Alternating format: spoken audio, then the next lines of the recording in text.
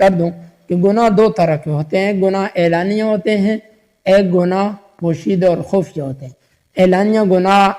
جن کو سر عام گناہ کہا جاتا ہے، لوگوں کی نظروں میں وہ گناہ ہے۔ مثال کے طور پر ہمارے معاشرے کے اندر زنا کو گناہ سمجھا جاتا ہے،